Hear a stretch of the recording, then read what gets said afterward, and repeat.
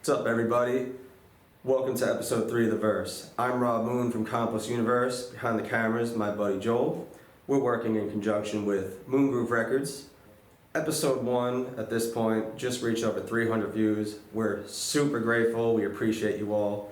And if you're new, welcome aboard. We're glad to have you.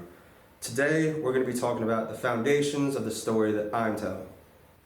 So the first thing that I need to bring up is Ghost City Limits.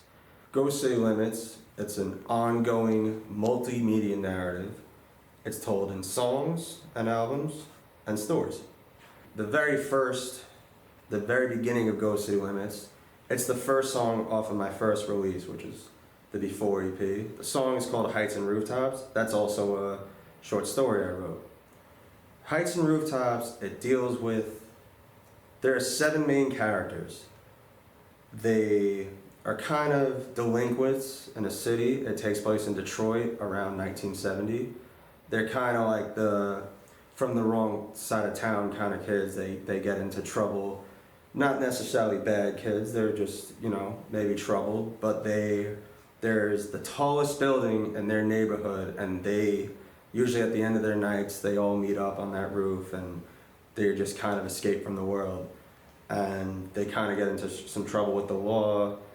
They get into, trouble with their parents, with just society in general, but that rooftop is an escape for them. It's kind of inspired by being a kid wanting to go on the roof of shit with your hood rat friends.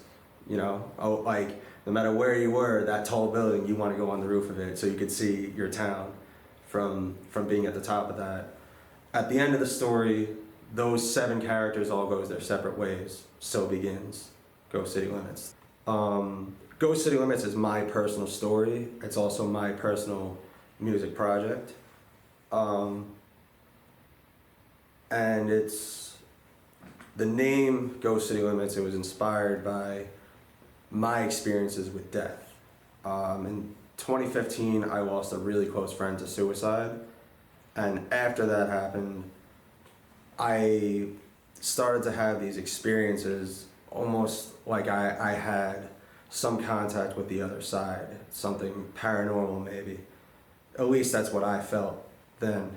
And I started to wonder, what's the limit between this world and the next? Where are we going? Where does this end and where does that begin? And